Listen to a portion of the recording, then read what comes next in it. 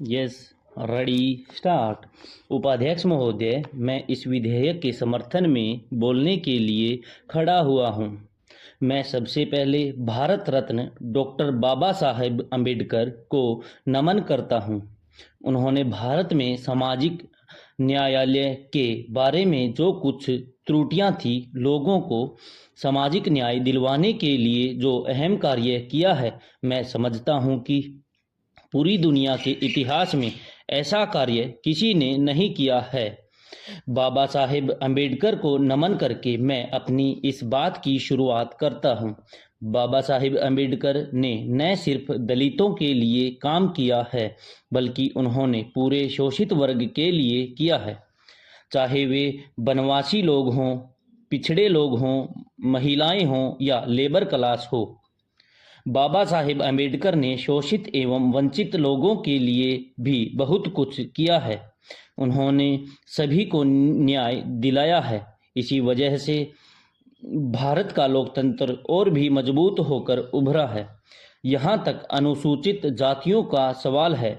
अनुसूचित जातियों को आरक्षण देने का जो सबसे पहला मानदंड है, वह अस्पृश्यता है, और यह एक ऐसी चीज है जिसकी वजह से सामाजिक, शैक्षणिक और आर्थिक पिछड़ापन आता है। इसी वजह से अनुसूचित जातियों के वर्गों को आरक्षण दिया जाता है। अभी मेरे कांग्रेस के मित्र वोट बैंक की बात कर रहे थे। मैं इनकी बात से सहमत हूं कि हमें आरक्षण के संबंध में कतई वोट बैंक की राजनीति नहीं करनी चाहिए।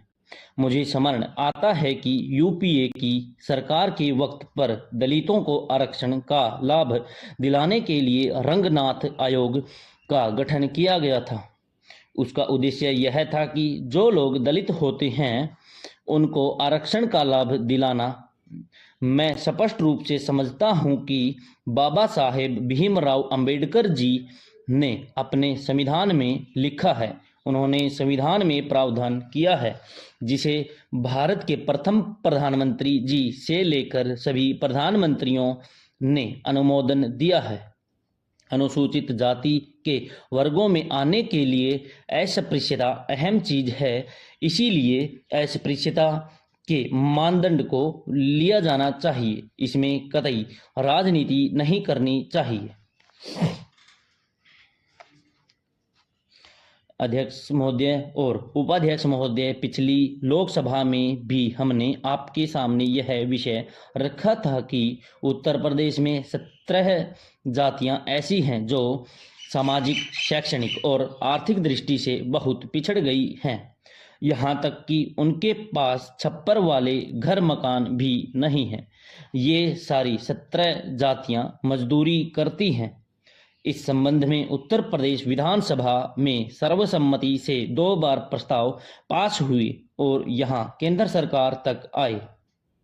उस समय संसदीय कार्य मंत्री थे। उन्होंने इसे स्वीकार कर लिया था कि हम इस पर स्वीकृति ले लेंगे, इसे कैबिनेट में ले जाएंगे और इसे पास कर देंगे। लेकिन फिर लोकसभा का चुनाव आ गया, आचार संहिता लग गई और वह काम नहीं हो सका। आज पुनः आपके सामने मैं अनुरोध कर रहा हूं और पूरे सदन से प्रार्थना कर रहा हूं कि ये जातियां बहुत पिछड़ी हैं, बहुत गरीब हैं और गरीब होती चली जा रही हैं। उनके पास खेती भी नहीं है। इसलिए इन जातियों को अनुसूचित जातियों में शामिल किया जाए, जिससे उनको सारी सुविधाएं प्राप्त हों। उपाध्यक्ष महोदय, इनमें से कुछ जातियों को अन्य सूबों में अनुसूचित जाति की सुविधा प्राप्त है। मध्य प्रदेश में प्रजापति जाति को अनुसूचित जाति का मान लिया गया है और उनको उसकी सारी सुविधाएं वहां प्राप्त हो रही हैं। इसलिए मैं सदन से सभी नेताओं से एवं सभी सांसद साथियों से प्रार्थना करता हूं कि सर्वसम्मति से इसको पास कर दीजिए और सरकार से कहिए प्रधानमंत्री जी से मिल लेंगे। यहाँ संसदीय कार्य मंत्री जी अभी नहीं हैं। जब कमलनाथ जी थे, उन्होंने इसे स्वीकार कर लिया था। मेरा निवेदन है कि ये 17 जातियां हर तरह से परेशान हैं। इनको मजदूरी भी नहीं मिलती है, घर मकान, पढ़ाई, शिक्षा, नौकरी, रोजगार कुछ भी नहीं है। इसलिए इनको अनुसूचित जातियों में शामिल कर दिया जाए, जिससे उनको अनुसूचित जाति की सुविधा मिले। विराम। महोदय, भारतीय संविधान के अंतर्गत उच्चतम न्यायालय का गठन किया गया है। दिल्ली स्थित उच्चतम न्यायालय के द्वारा अपने दावों के निपटान हेतु देश के सभी राज्यों से लोग यहां आते हैं। दिल्ली उत्तर भारत क्षेत्र में देश की राजधानी का शहर है। यहाँ पर उच्चतम न्यायालय में अपना न्याय पाने के लिए आने वाले मध्य भारत तथा दक्षिण भारत के लोगों को बहुत तकलीफ होती है। मध्य भारत के महाराष्ट्र, मध्य प्रदेश, छत्तीसगढ़, गुजरात और दक्षिण भारत के कर्नाटक, आंध्र प्रदेश, तमिलनाडु और अंडमान निकोबार से उच्चतम न्यायालय के लिए आने वालों को दिल्ली से अधिक दूरी तथा संपर्क सुविधा के अभाव से बेहद तकलीफ झेलनी पड़ती है। यह उनके लिए आर्थिक रूप से अधिक खर्चीला तथा समय की बर्बादी स्वरूप होता है। इस बात को देखते हुए मध्य भारत तथा दक्षिण भारत के अधिवक्ताओं द्वारा भी उच्चतम न्यायालय की शाखा खोलने की मांग की गई है। मध्य भारत तथा दक्षिण भारत के लोगों को दिल्ली आने जाने में होने वाली तकलीफ तथा यहाँ के विधिवेत्ताओं की मांग को देखते हुए मध्य भारत स्थित नागपुर में उच्चतम न्यायालय की पीठ बनाया जाना सबके लिए सुविधाजनक हो सकता है। नागपुर देश के 0 मील यानी 0 माइल स्थित और सभी राज्यों में सड़क, रेल तथा हवाई सेवा के माध्यम से जुड़ा हुआ शहर है।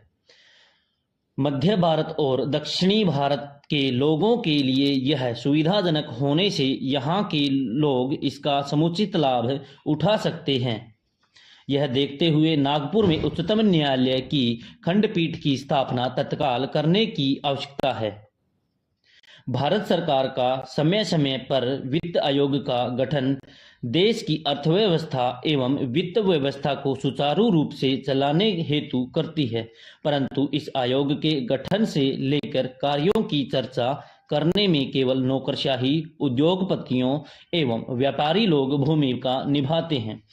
इसलिए वित्त आयोग के कार्यों में सांसदों की राय ली जाए और जो कार्य जिस सांसद के क्षेत्र में हो रहे हैं उसे संबंधित सांसद को अवगत कराया जाए और राय भी ली जाए।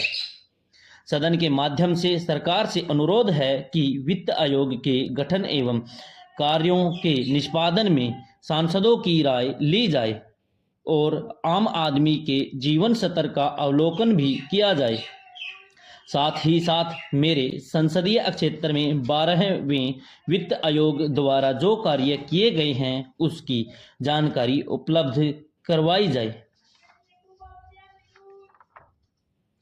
कृपया अगले सप्ताह की कार्यसूची में 2 विषय जरूर जोड़े जाएं।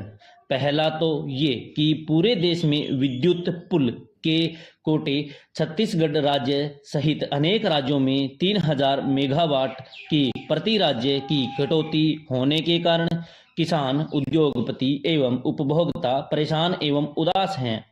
विद्युत कटौती समाप्त करने की आवश्यकता और दूसरा यह कि गरीबी रेखा से जीवन यापन करने वाले एवं अति गरीब वर्ग के श्रेणी में आने वाले लोग मिलने वाले प्रति परिवार 25 किलो चावल 25 किलो की कमी केंद्र द्वारा की गई है।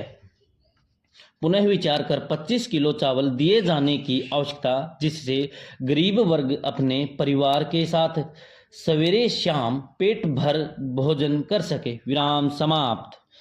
ये एक शब्द बोला गया था अधिवेताओं, तो इसकी अधिवेताओं की जगह विधिवेताओं आएगा। जो पहली बार बोला गया था, ये 2 बार बोला गया था, तो पहली बार में मैंने अधिवेताओं बोल दिया था, तो ये विधिवेताओं